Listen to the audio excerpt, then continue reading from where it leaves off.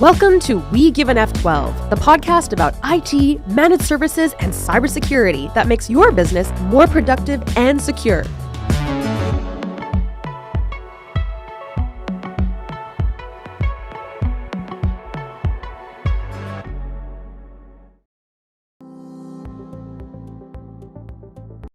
Hi, everyone. Welcome to Elevate and Secure Tech Strategies for SME Growth, presented by Canadian SME Small Business Magazine and proudly sponsored by F12.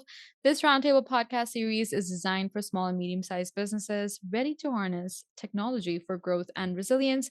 In today's episode, we're focusing on cybersecurity, a critical aspect for SMEs that are looking to protect their operations in an increasingly digital world. As cyber threats rise, it's essential for businesses to adopt practical, cost effective strategies to strengthen their defenses. Joining us are three leading cybersecurity experts. Our first one is Brandon Peters, the Virtual Chief Information Officer for F12.net, with more than 17 years of experience in the industry, ranging in roles. Most currently, he focuses on advising business leaders in the areas of enhancing productivity and security through technology. Next up is Corey Neckraner, the CTO of WatchGuard, a cybersecurity innovator with over 20 years dedicated to simplifying protection for businesses globally.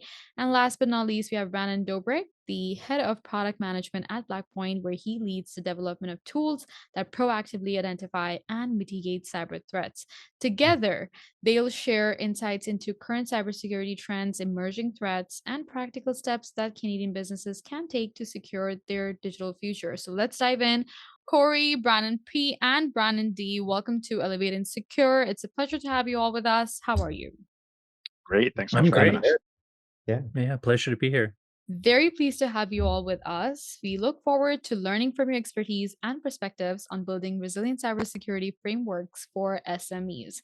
Now, to set the stage off of this discussion, let's kind of discuss by diving into the evolving cyber threat landscape, because this landscape, it continues to evolve, bring new challenges and opportunities, and each of you bring a unique perspective on how these threats are reshaping priorities for Canadian businesses.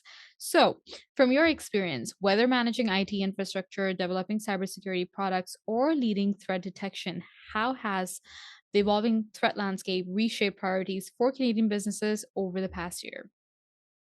I think I can start in on that. And Mhm. the biggest thing that we're seeing is massive surge in the number of breaches that we're seeing reported. We're seeing so many more people, and we do want to thank, some of our partnerships in the cybersecurity insurance spaces for driving some of this home. I mean, it is largely still a very much wild west space, especially here in Canada, where we don't have some of that legislation in place that puts that baseline, that puts those controls into place. We've got many more people that have things like multi-factor authentication that have been put in place. We've got people that are updating to products like endpoint protection, detection, and response, like our friends from WatchGuard. We've got many more people, and probably one of the biggest surges we've seen is through managed detection and response. And I want to talk a bit about something we've been saying in the industry for years and years, that you should expect a breach. A breach is going to happen. That's never been more true than today. And I think instead of it being looked at as this fear mongering within the industry or something that we're doing whatever we can to try and scare the pants off of you, but really starting to shift, instead of looking at this from we got to throw up our massive walls, reinforce them like crazy, and that's going to be enough. We have to have these layered defenses. We have to have more than one control in place to catch it, whether it's something that is going to block it in advance and be that proactive piece.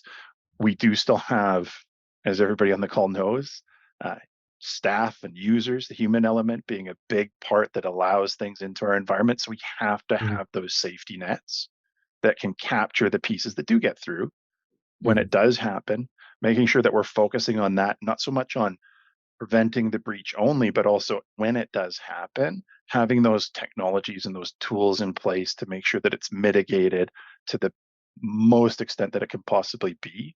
And we're seeing that really starting to uptick in the Canadian space over the last year. Mm-hmm. Yeah, I totally agree with that, Brandon. And I think the podcast even mentioned cyber resiliency, and Hmm. I think Yeah. that's the resiliency part. I will say, whenever we mention it's not about if an attack will happen, it's about when. You do have to realize that prevention, if you do prevention right, you still will block 99.9% of the things. Hmm. So Hmm. don't think that prevention is not important. Prevention is very important. And if you're doing it right, you can get all the thing, a lot of the things. We Hmm. say it's about when, just because there's always going to be technology aside, a user error or something that could cause an issue. And that's when cyber resiliency, being able to remediate quickly, can really defang. Like, just because you've had a botnet installed on a computer does not mean it's the end of the battle yet. You have Hmm. time to find that and remediate it before anything's exfiltrated. So I really like your points. I'm the security vendor in the group, so maybe less specific to Canada, although I think this really affects Canada. I would say how the threat landscape is changing. I want to share one topic that I think is the big one, but I will say the three big trends are still ransomware, as boring as it is to talk about. It's how bad guys Hmm. monetize. They're Hmm. doing more big game hunting with it, meaning it may not be being spammed to every grandma in the world, but when the more sophisticated actors, that when they find a company that can suffer from it, they will Hmm. stage it everywhere before turning it on, ask for a lot of ransom. Living off the land attacks are a trend businesses need to know about.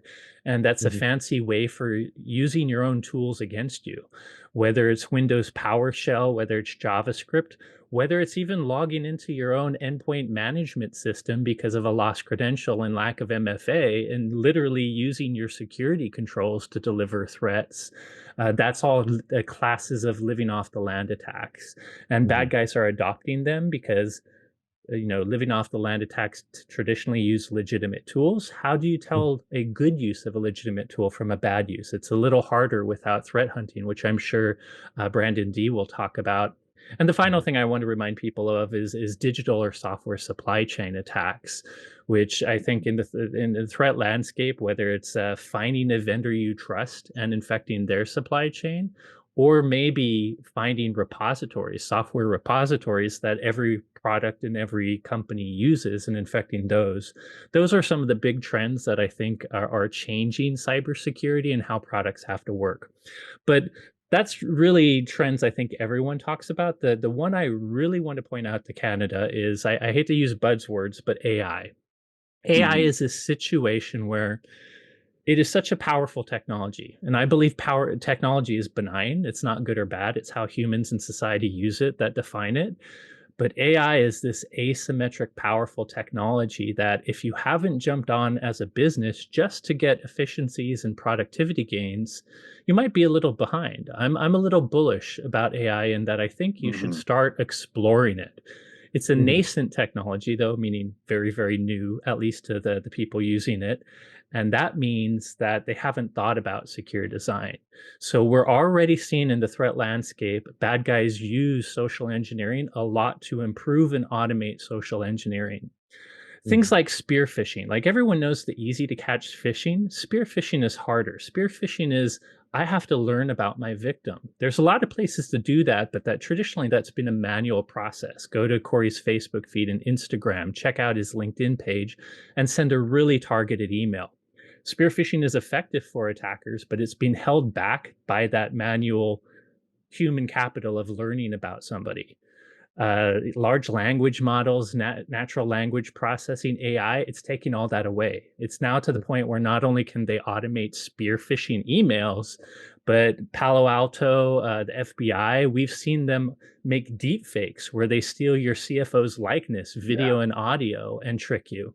So think of AI as this thing you have to learn, not just to improve your business productivity, but attackers are using it. So cybersecurity products, vendors like me, the only defense against AI Hmm. attacks is really using AI to automate discovery of this bad action too. So that's high level, but AI is a big up and coming trend in And cybersecurity.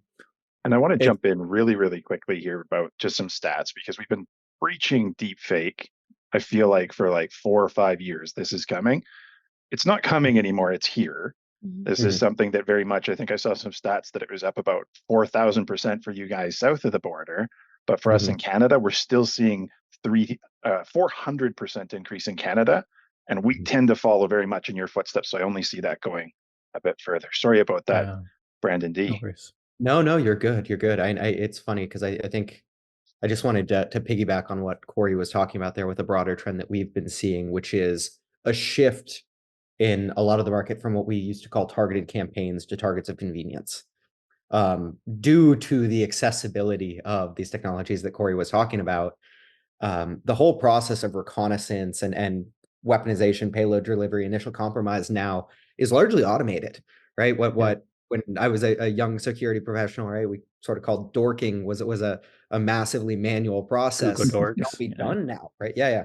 And sort of a lot of those things now can get fed automated into the bad guys version of a CRM before they even take action. Mhm. So to the very first point about how like just good defense in depth stops 99% of the activities, right? Like it raises the cost and the barrier to the threat actors, and then they kind of shift to other targets. So just yes, we talk all the time about the nature of the breach and how, there's a million ways in. So eventually something happens. You want to have defense in depth, but also just with the broader trends in security.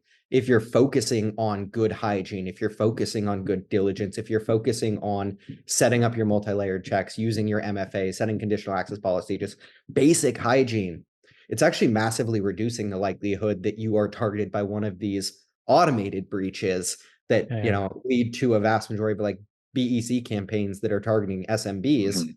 And it's the more critical ones that get through, but oftentimes they're focused on larger businesses because the payouts are larger.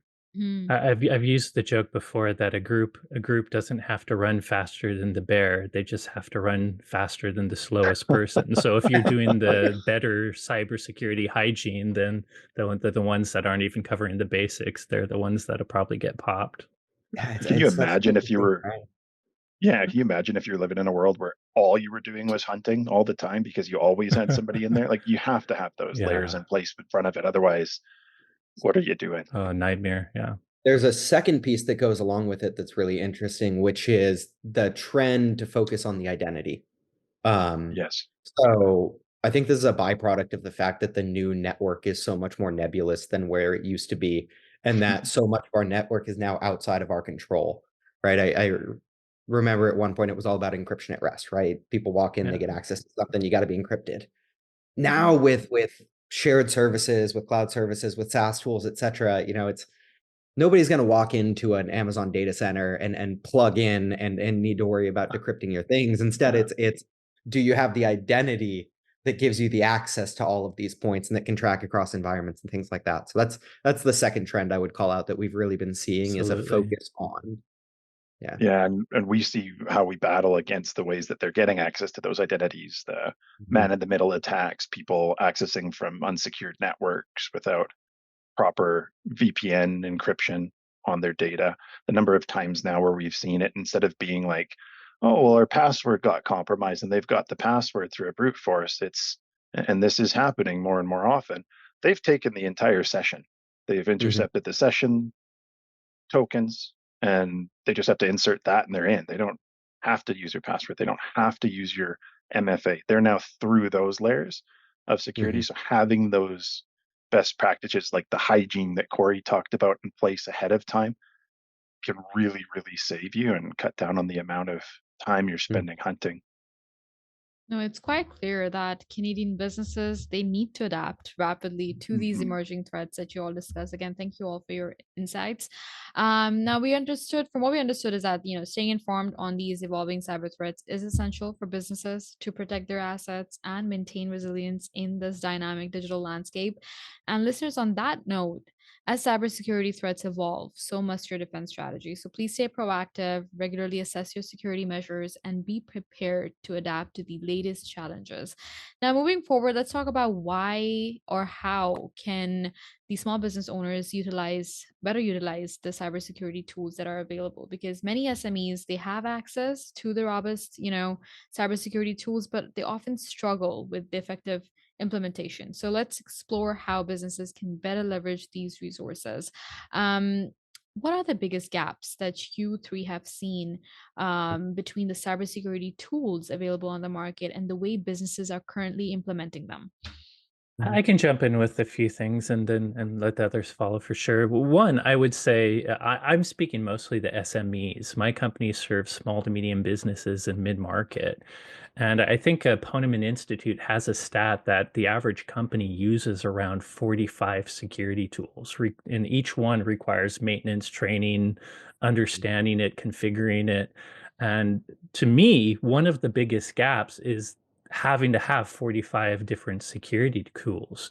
And if you were an enterprise, you might have some way to integrate that with a SIM and SOAR, and you have this one pane of glass to bring it together. A Mhm. lot of these companies just, having the full suite of network, full suite of endpoint, and full suite of identity protection they need seems like a huge barrier.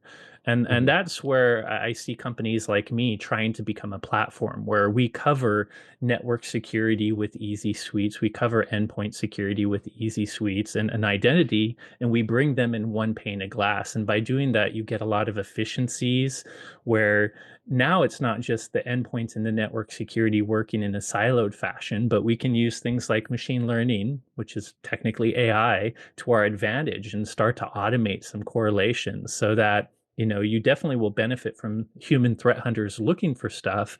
But what if instead of just giving security a log fatigue to all your computer incident response team, I can get rid of all the wheat from the chaff from the wheat and just show you the important things based on the fact that an endpoint and a network indicator triggered in the similar place, giving you a higher confidence that's something you need to look at. So one is trying to consolidate many different tools, especially if you're a small company that us experts say you need. The second issue, I think it was probably Brandon D that brought it up with our new hybrid workforce, is you know, we all came from on-prem security, which was pretty easy. Then offices went remote and we all got VPNs. Now we have remote workers on laptops at home, but we're also using virtualization at hosting, public clouds, multi-cloud. Each one of those needs endpoint and network security, but they're different modalities of working. And I hate bringing up what I think is a bad analyst term. Gartner has a term called SASE. I don't think it's a very intuitive term. It stands for Secure Yeah. Access Service Edge, even though it's unintuitive to me what Secure Access Service Edge means. What it really means to me is one policy to rule them all. Mhm. Not only do Mhm. you have this platform for network security, you as a company write one policy for what your access control is, and SASE solutions can start translating that. Well, what does that look like in the public cloud where I don't have access to layer 1 through 4 versus on prem where I am doing that? It will do the heavy translation between the cloud version, the local version, how the VPNs automatically and dynamically change. So those are just a few gaps I think folks have, and I'll leave it to others to fill in any others. I I'm glad you brought up the platformization point because I very much agree with it, right? And it's a trend that we've been seeing up market for some time with large providers, but I feel like it has struggled to trickle down market. But down market is where I think it's even more valuable, right? And I always use the metaphor of going to the doctor, right? When you're getting your health posture, you go to a GP and you get your blood pressure tested and you get all of your blood work done and they check your breathing and your temperature and everything. It would make absolutely no sense if you had to go to one doctor to get your blood work done, and you had to go to another doctor to get your temperature, and you had to go to another doctor to get another vital sign. And this doctor over here might be saying, "Hey, this looks kind of questionable." And this doctor over here might be saying, "Hey, this looks kind of questionable." But when you put the two together, you get, something that is greater than the sum of its parts, right? There's been a shift in the broader industry towards these security scores or these risk scores, which is great, but like they only look at their small piece, and there's that lack of that holistic view or that single Mhm. pane of glass. So I very much agree that's really important, and it's where the broader industry is going. Um, and it will only be beneficial to SMBs who can start leveraging that same capability that larger companies have to date. I think it all comes down to education as well. If it's something where you've got this mobile workforce, this hybrid workforce, they're working from home. Well, maybe they've got desktops in the office. So what are they working from when they're at home? What kinds of controls are in place there? how are they connecting to the environment? What new risks are we introducing to this space? We need to have ways that we can mitigate non-acceptable security controls from entering into our environment, especially when you're talking about homes where we have no idea the security that's in place. We don't have any idea about the IoT, the Internet of Things that are connected there. Maybe their Samsung refrigerator has a vulnerability that lets them into the network. We have to have something on that device, whether it's the SASE approach like Corey's talking about, or something more policy driven that has that element to say, no, this is not what we're letting into the environment. This in this box is what we're accepting and nothing else. Well, it's interesting too, because you look at some of like the trends that broader threat actor groups are using, or that nation states are using, right? Like Beijing loves to use residential proxies. Knowing whether or not it's coming from an actual residence or it's coming from a residential proxy, is it normal behavior? Is it questionable behavior? Like that's a hard nuance to do, and having policies that can sort of like baseline those things and say, is this a VPN? Is it a commercial VPN? Is it a residential proxy? What range of activity there is just somebody working from home versus somebody who's compromised a home network and is using it to get into your environment? And I think a SASE is going to get, that's really the vision of SASE is, remember when I said it's not just cloud and on-premise, it's remote computers too. So when I'm writing my firewall policy for my organization that, these are the types of traffic I'm going to allow. I'm going to have IPS turned on. I'm going to have web blocker only allowing folks to productivity sites. A SASE solution should automatically translate that same firewall and user blocking policy to the endpoint too. So, as soon as you take that home to that computer, the business computer home to an untrusted network, we know that network is probably screwed. Excuse my language. It could be running malware right away. So it will have the same protections on the remote computer. In fact, one of the SASE things will be firewall as a service, where you literally will get UTM, the same functionality, but you're going through a cloud proxy from home to get your network security. So hopefully SASE will make it so you're not having to specifically configure the endpoint to match your business on-prem to match your cloud. It's really trying to become the one config. So you just say what's right for I don't care where my users are. I don't care where my servers are. This is the policy I want applied everywhere. And the technology will take care of configuring it properly for whatever modality it's in. It's quite eye-opening to see how fully utilizing existing tools can strengthen security measures. And thank you all. I really appreciate your sharing for that. Now, bridging these gaps that we discussed today, they can empower SMEs with stronger defenses. And on that note, we'd love to dive into how service providers and vendors collaborate to create seamless, layered security experiences. And we discussed that through, kind of diving into how collaboration between MSSPs and cybersecurity vendors happen. So let's discuss more in details. How do MSSPs and technology vendors like WatchGuard and Blackpoint, they work together to deliver a seamless, multi-layered security experience for businesses? What are some unique advantages of this multi-layered approach compared to the traditional single solution systems?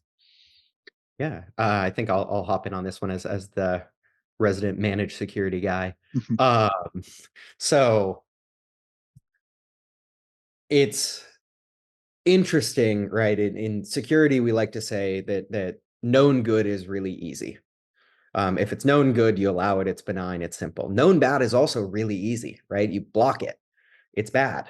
But the vast majority of security lives in the gray area in between those two things. And the way that we make a decision on the intent behind an action in that gray area, on whether it's malicious, on whether it's benign, on whether it's something that we need to do a further threat hunt on, or if it's something we should allow through, is all rooted in the context of the action, right? And when we're looking towards how we derive that context, we talk about signal. How good signal helps us make informed decisions because it provides the context. When it comes to managed security providers, right, the sweet spot that they live in is twofold. One, they help close a knowledge gap because they understand how network security and endpoint security and user security and identity and behavior and all of these things fit together. and understand how to stitch these pieces together to make them greater than the sum of their parts. But we also live at a unique intersection point because we can bring signal from all of these additional tools, all of these great providers, right? Corey talked about this when he talked about the platformization, but realistically, there's 45 tools out there. There's disparate behaviors, there's disparate environments, there's the context of, is this your CEO or is this just an intern in your DMZ? And all of these things become really important to help us go, oh, is this malicious, and is this something that I should take action on? So the relationship between vendors and managed security providers is critical, because those tools are the things that flow in to really help us make those informed decisions. Yes, most MSPs, most MDR providers, et cetera, have their own tools that help provide context, that help, bring in critical metadata and things that they believe help them make better decisions. But it's all about, how do we bring in as much signal as possible? How do we partner with the right people who have the core information that help us make better, more informed decisions? Yeah, and especially, I mean, from our side of things, looking at it from F12, we partner with both of you. Yeah. We have strong relationships with both Mhm. WatchGuard and Blackpoint, and if the two entities didn't work well together, like, could you imagine feeling secure if all of a sudden you couldn't pick up that signal from the perimeter? If the WatchGuard firewalls were the only thing not sending it, and you're losing that IPS, IDS, web blocker, all those elements that are coming into it, not to mention the endpoint protection, which I know Blackpoint added some visibility into that recently. I was going to say, there's actually Yeah. a great real world example here of, Mm. actually, we're lucky that both Blackpoint and WatchGuard do integrate together. So I can give you guys a real world example, right? Mm. WatchGuard deployed in the customer's environment found a thing, a bad thing that triggered a broader threat hunt for us, that we were able to move through and understand, hey, actually, it started in the cloud. Mm. So Azure instance was compromised. They compromised Intune. They loaded a PS script. PS script went down onto the endpoint. WatchGuard caught the PS Mm. script. Alert triggered into our SOC. Our SOC found something bad, right? Now, the end customer didn't have the knowledge, the people, the wherewithal to run the WatchGuard tool, hence Blackpoint being able to do it on their behalf. But then, because we had the broader context of the environment, we were actually able to walk it all the way back through the breach and force a session reset and a password reset on the initially compromised account. So that's a Mm. great example of two vendors working together, the WatchGuard helping with the initial breach, making sure the big bang never happened, and then the additional context that the managed security provider had in Blackpoint to be able to walk it all the way back and completely Yeah. not only respond, but remediate and harden the environment.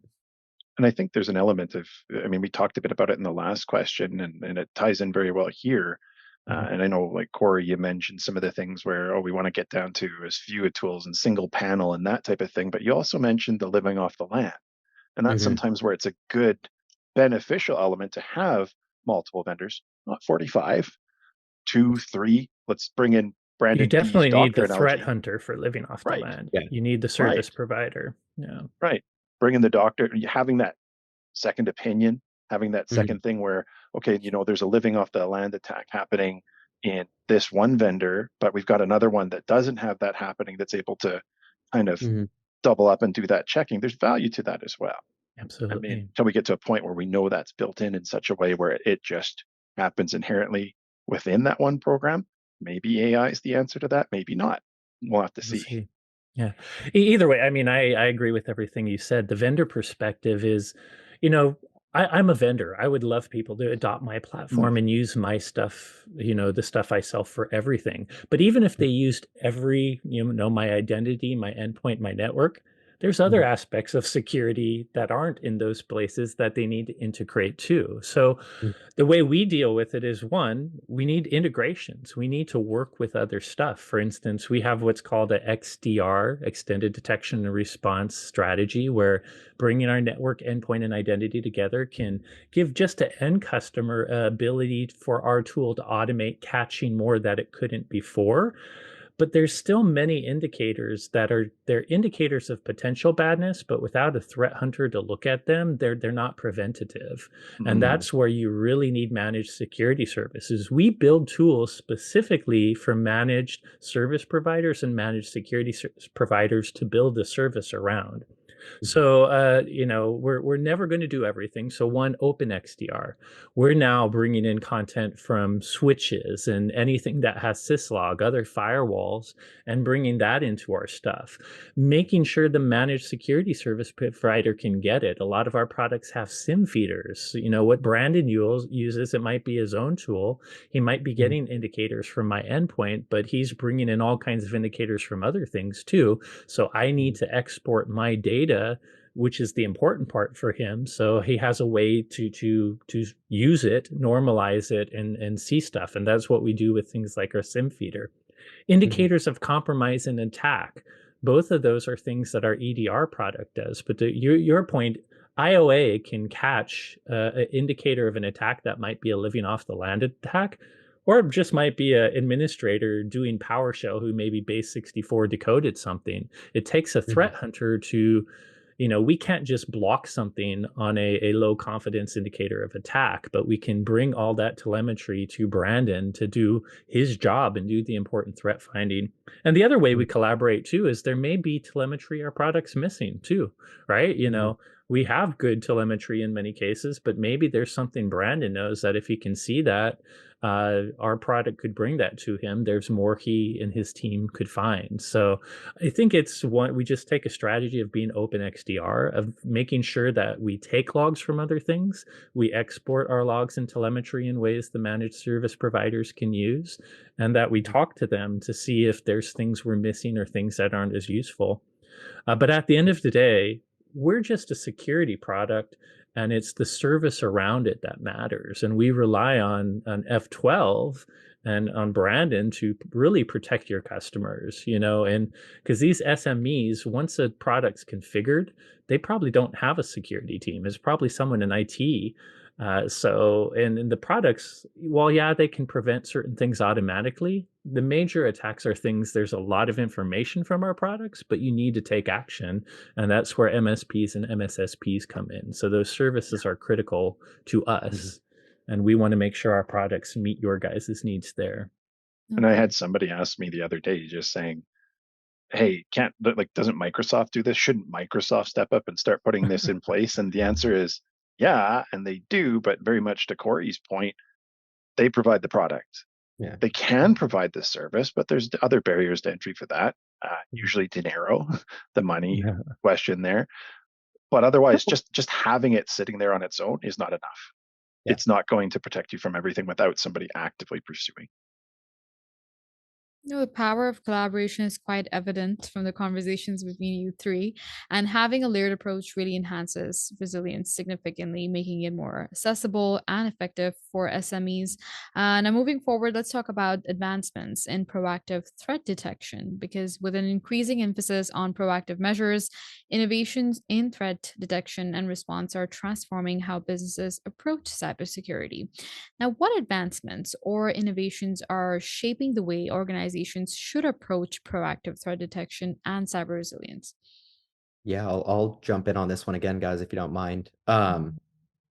So I want to call out something that Corey talked about in our last one, which is he highlighted IOCs, which is indicators of compromise, but then IOAs, which are indicators of attack. A trend I probably should have called out at the start is the fact that bad guys are moving away from malware, right? They're moving away from traditional viruses and tools or things like that. The reason being is that the modern administrative tools that we use are both harder to catch and do all of the things that they need to do to actually compromise an environment. I used the example of Intune earlier, which can serve as an RMM, right? Remote monitoring and management tool, but it can also serve as a bootloader for loading malicious files into your environment. This shift in what's known as TTPs, or tactics, techniques, and procedures that threat actors are using, has led to threat hunting being far less oriented around finding indicators of compromise. Is it communicating with a malicious domain? Is there a malicious IP? Is there a hash of a malicious file? Exactly. And instead, it's focused on behaviors, on To Corey's point, right? Is this a PS exec that an admin is doing? Is this a PS exec in a base decoding 64 decoding that a bad guy is doing? Is this communication over WMI something that's benign or something that's malicious? So there's a trend in security tools to be more mindful of the TTPs that threat actors are actually using, right? To focus on behavioral elements, to focus on live off the land techniques, what we call malicious use of dual use tools. The core difference in those two is live off the land is taking advantage of tools that are already there. Malicious use of dual use tools takes advantage of the ability to load what might otherwise seem as benign tools into the environment, right? If you're an admin and you load something like Purple Knight down, well, it could be benign, or it could be somebody who's trying to enumerate an Active Directory or a domain controller. So yeah, that's a gray area. It's really hard to catch. And there's a heavy focus in threat research groups on trying to identify TTPs actually being used in the wild, as opposed to just purely for research or theory purposes. I think that especially go ahead. The only thing I was going to add on was, especially when we're talking about the identity piece that you both mentioned separately before. If it's somebody who's pretending to be me and they're getting in there, how do you differentiate me from not me? How do you know those behaviors? How do you do those? Because if it's something that they've got the credential, they've got the identity, they've compromised that they're in doing things, how do we differentiate that? How do we find those pieces? And that tradecraft comes with its own elements of, kind of residue, so to speak, of behind it. If it's like, wow, Brandon P doesn't typically, once upon a time, maybe he was the PowerShell whiz, but the last 2 years, we've not seen him open a single PowerShell. Now all of a sudden it's open, it's running these commands that are known tradecraft elements. Well, now we've got that indicator of compromise. We've got something that can encourage us to take that action instead of sitting back and going, well, no, it's got the password, so it's completely infallible. It must be him. And as we know, that's not nearly good enough in the current day and age. No, absolutely. And it's and there are tools out there that help, right? Like MITRE as a framework is fantastic, being able to sort of plot these TTPs across things, because in isolation, things might not appear malicious, but when you start seeing them sort of across an incident, they become greater than the sum of their parts. The last one I was going to touch on, and then I'd love to throw it out to you guys, is there is and we see a pendulum here from proactive to reactive to proactive to reactive, and a really mature security company tends to go on a journey from reactive to proactive to anticipatory. That's sort of the cyber maturity model. But we are seeing a shift more towards proactive, more towards how do I look at my environment the way that a threat actor does? How do I, do breach attack simulation? How do I do attack path modeling? How do I do all of these things? Because that helps you get ahead of the TTPs and close the gaps before threat actors can leverage them. I will just add that I agree with all the things you said, but to throw some actual new technologies specifically from WatchGuard, but others too, like EPP to EDR is something that happened, and it's kind of from a malware endpoint perspective. It's the kind of journey that Brandon was talking about, where EPP is endpoint prevention, and it's mostly about using indicators of compromise and known things, whereas EDR it could be all kinds of indicators of attack that is suspicious. So EDR did that a long time ago. One new tool we have is NDR, thanks to AI. Traditionally, one way to catch network attacks was IPS. IPS is completely reactive. It's usually signature based, sometimes a little more, but it's reactive. Our NDR product starts to learn behaviors on the network. It's tied to identity too, right? Where I can start to see, Brandon P logs in typically anywhere between 7 a.m. to 8:30 a.m. Here's the types of things he normally does. And he's usually at these 3 locations, his home office and one other place. But and that's all automated learning behavioral network anomaly detection, where it will figure out a pattern that Brandon does. But then one day, Brandon suddenly logs on at 2 a.m. from, I don't know, Brazil. That's weird. That's not immediately something I can block. It might be legitimate. Maybe he's traveling on vacation, but it's something that a network detection response would bring to attention to a MSSP and threat hunter like Brandon D. And we're doing the same for ITDR, identity threat detection and response. I can learn patterns about not just Brandon, what he's doing on premise on the network, but he logs into these SaaS providers. He uses the public cloud in this way, the entire way his identity is used. And that's the more advanced thing of now I'm not trying to just prevent him from known TTPs I've seen before. I'm trying to understand what Brandon is normally doing. And if he does something different, I'm going to bring it up as something, this could be a potential anomaly you want to check out. And as you start to correlate that between network activity, identity activity, and endpoint activity, it gets very powerful. So I just agree with your, Brandon D, the whole talk about how it's moved to living off the land attacks or using tools that are not malware. This type of behavioral analysis to do detection and response and really to bring down that mean time to detection. Because you also said, Brandon, the identity is where it's at. That's why identity is important to hackers. None of this is finding a 0-day and exploiting it. It's getting a legitimate login that you can now look like you're a normal person. And I think that type of behavioral anomaly detection that machine learning is allowing to automate, because it used to be very hard to do, is really going to help in the cyber resilience and bringing down the mean time to detection. Yeah, I'll before we jump off, I'll give one example. And Corey, I think I come from an NDR background for a while, where I got Yeah. to play a little bit and building up the category, and it is very hard to hide on the wire, and network can be indicative in a way that other things can't, right? It tends to happen first. So ransomware attack is coming on. Well, hey, oftentimes we'll see communications over CIFS or SMB coming out before that, right? And that can be an early indication that can lead threat hunters to say, how do we look at these other behaviors? So yeah. Yeah. One, And to add on top of that, Brandon P said IoT too, right? I can't put Yeah. endpoint stuff, or sometimes I can't even attach an identity to an IoT device.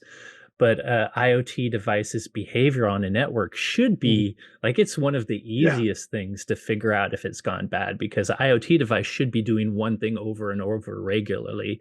And if it does anything different, that's where NDR can really help with IoT. Sorry, Brandon, I might have cut you off. I was going to say regularly and predictively, Yeah. and then making sure that we're understanding that. And yeah, absolutely. Those are the types of things that we need to start looking for, and being that level of proactive. And when you're talking not only about the proactive, but I don't remember, Brandon, how you phrased it, but the next tier up, where you're starting to be predictive with it and looking for what's going on, looking for things like Corey's talking about with, well, yeah, we've got SMB 2.0 or TLS 1 or 1.1 or some of these other controls for people who don't know, things that are now considered obsolete, Appreciate that it. have known vulnerabilities, that are very much exposed. Let's start looking for where we have those online before we're even getting the chance to have people exposing them, having things like vulnerability, which I know both businesses have elements and hands in that as well, but looking at going that route where you can start seeing where that exposure lives before it's being taken advantage of. I like that you Yeah, said exposure sorry, there. go ahead. Yeah. Sorry, I was just, I like that Brandon said exposure there, not vulnerability, Yeah. because the reality of the situation is that it's not just vulnerabilities, it's misconfigurations. It's what Big misconfigurations for sure. And hardening actually, detection. that's where my response was going. Our specific NDR tool, one of my favorite things about it is it has compliance for ISO 2701, PCI, and many others built in. So as we're watching the network and learning normal behavior and catching anomalous, we're also seeing that, oh, wait, ISO 2701 says you can't have anything below TLS 1.1, and I've seen some. Well, pow, now I can give you a compliance report too that says, hey, you have this, or you have a misconfiguration because you're opening a port that's, so not only do these products do what they do as far as finding potential network attacks that not reactively, proactively, ones that are happening that don't have patterns to them other than being anomalies, they can actually show you where you're missing compliance and other things, which in a way is just teaching you how to do the right configuration for your network. And I think for the first time in a long time, we've seen misconfigurations enter into the top 3, especially in Canada. I know for some of the breach reports that we've seen, that misconfigurations is now one of the top 3 reasons that a breach has occurred. I remember an old Gartner statistic that said something like 95% of firewall breaches were misconfiguration based. The new NSA guidance on Kubernetes said something like 82% of all like K8 compromises originate from people who misconfigure their instances. Yeah. Yeah. It's really exciting to Another shout see. out for MSPs, by the way, because it's not just getting the product, it's having someone smart configuring it properly. Definitely. No, thank you so much for sharing those insights. It's exciting to see how these innovations are making a difference in cybersecurity. And there's no doubt about how proactive technologies are a game changer and how they're enabling SMEs to really detect and mitigate risks early. Next, let's discuss the role of leadership and interdepartmental collaboration in creating a robust cybersecurity culture. Because, again, leadership and cross department collaboration, they're essential for fostering a resilient cybersecurity culture. And we'd love to dive deep into these elements and how they come together to really strengthen cyber defenses. So, yes, how important is leadership buy in and cross Oh, department collaboration in fostering a strong cybersecurity posture? I don't think we can stress enough how important it is. I think it's something where if you're not aligning the controls and the protections in line with the business objectives, the business goals, you could be completely protecting the wrong things. Mhm. And then I mean, this segues very nicely when we're going from things like misconfigurations. We talk about, oh, I have a requirement, regulatory compliance to have ISO 27001. Okay, that says I need to have some sort of a SIEM. Great, I've installed a SIEM. Let's move on. But have you configured it? Do you have the right types of things in place? What are the objectives that you're really trying to achieve? Is your objective that you need to be able to say, bare minimum, yeah, check this off, we've got a SIEM? Or are you actually trying to keep the environment secure? Have you Mhm. identified the crown jewels? Have you identified where those risks and the most high value items are within your environment? And then, even more importantly, have you shared that message down the line? Have you shared that with your staff? I mean, AI is a great example right now that, Corey was talking about it earlier. I think avoiding talking about something makes people jump to their own conclusions. Mhm. Oh, they haven't said anything about AI. My company is Gonna completely use it. backwards. We're not using it. So I'm going to make my own decisions. I'm going to start using Chat GPT, but I don't want to pay for this out of my own dime. So I'm going to start uploading whatever I want, whenever I want. No, have that message, convey, hey, we're aware of it. We know what's going on. We don't have a platform fully selected yet, but this is the direction we're going. Be open, be communicative And about let where them we're know if going. they're using a free Yeah, platform and uploading their data, that's a risk because the start with platform, why. if you're using the free version, they might be using that for training data going forward. Whereas if Right. you give if you've communicated as the CISO and said we need to pick one and we need to pay for it so that we have our data in our own tenant, Yeah. so to speak. Yeah, so I think you have a great point. Yeah. If I And were to add to that, I was please. previously, I CTO is how you introduced me. I'm actually the CISO of WatchGuard now, but I still retain my CTO duties. But uh, CISO is a human role. It's not a technical role. Your governance, right? Like I can have all these policies. I can have compliance telling me I need to patch high end critical in 30 days. I can write a policy as CISO to do that, but it's still IT that has to do that. And Mhm. IT is not going to do that unless I have the full leadership, unless, right away I have to have my CEO's commitment to security. He has had, or she will have to have shared that commitment with every department Mhm. executive so that they know. Otherwise, a CISO is someone that finds all the bad stuff but can't do anything about it because you can't get the other departments to take action. Like it comes down to SDLC too. If you're a type of organization that has engineering, me as a CISO, I will have a lot of things I want to do to make sure we're doing have a secure SDLC, secure design, but I need engineering buy off to do that. And then at the end of the day, a lot of these attacks are just social engineering. Nerds like Mhm. propellerhead geeks like me might love these complex zero day that require no user Yeah. interaction, that bounce off three vulnerabilities and someone just hacks in without looking at a person.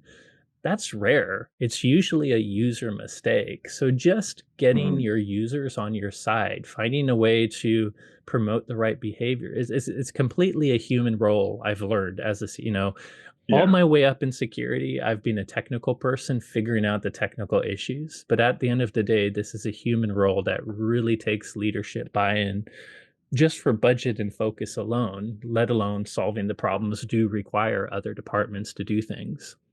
Well, and when you're talking about it from like a response standpoint, if you've got an incident response plan, again, let's not just have a bunch of words on papers that signify nothing.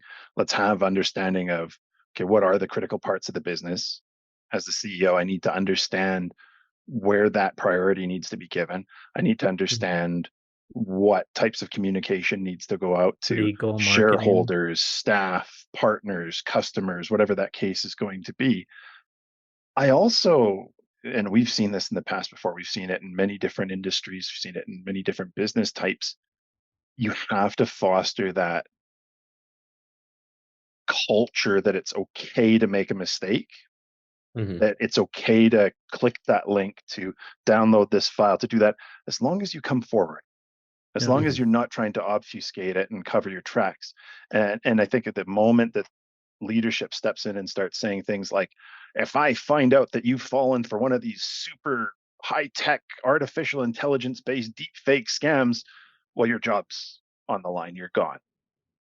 That only thing that that's going to accomplish is nobody's going to come forward. It sure paints that level of, you know, importance behind it, but people are human.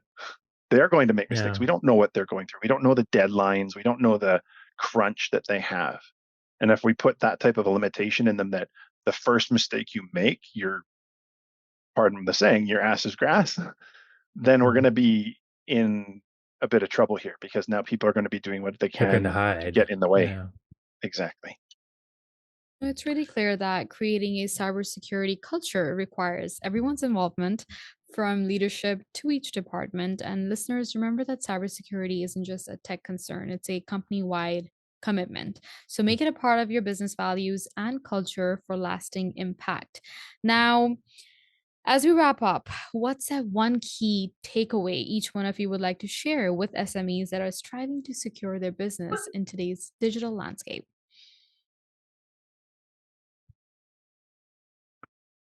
I guess I'll jump in and I will say, based on the last question, we're talking about building a strong culture.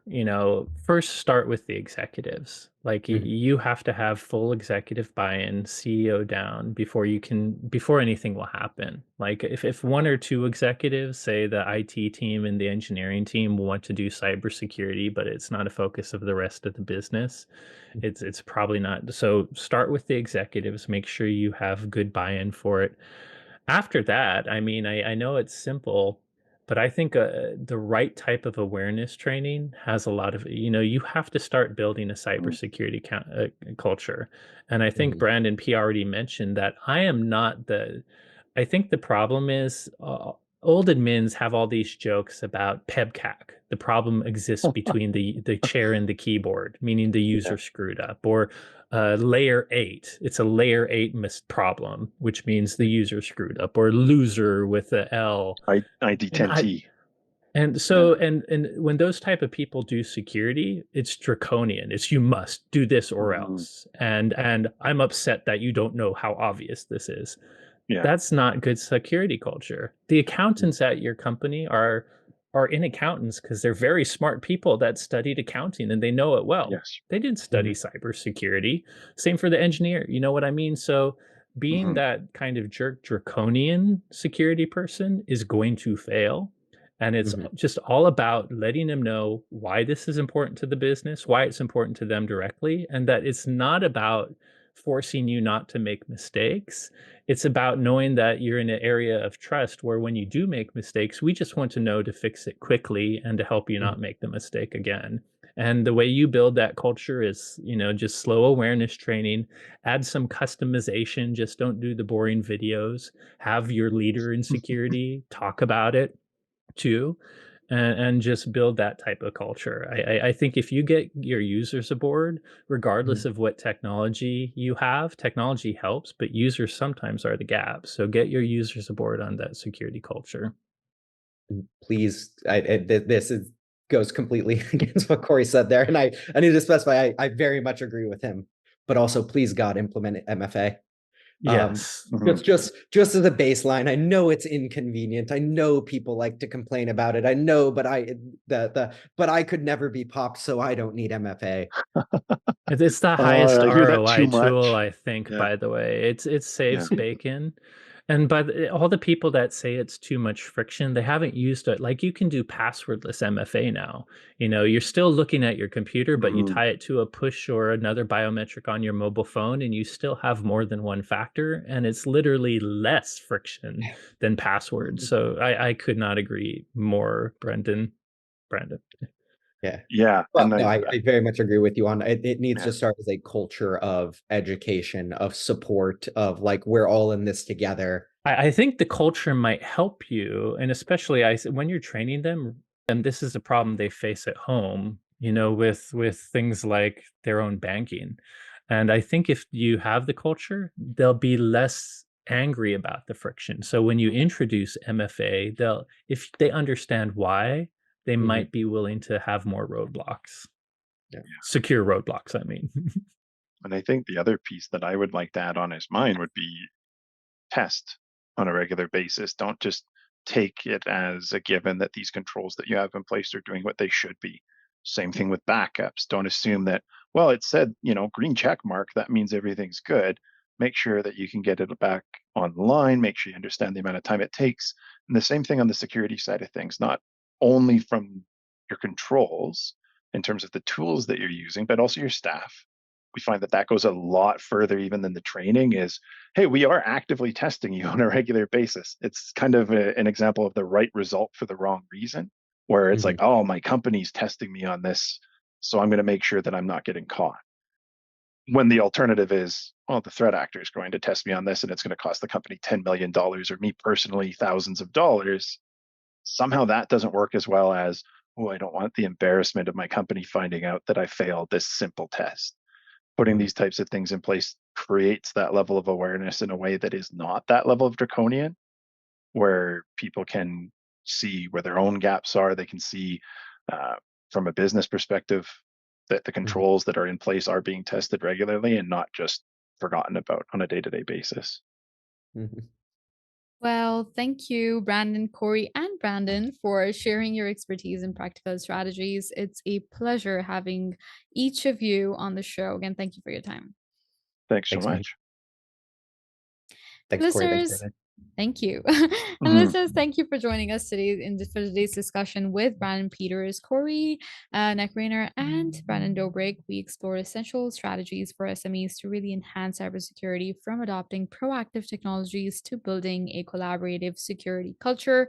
A special thank you to our sponsor, F12, for supporting Elevate and Secure, and to Canadian SME for presenting the series tailored to help SMEs leverage technology for growth and resilience. Again, please don't forget to visit canadiansme.ca to subscribe to the magazine and for more insights and tools to empower your business. Again, thanks you for tuning in, and we look forward to seeing you in the next episode of Elevate and Secure.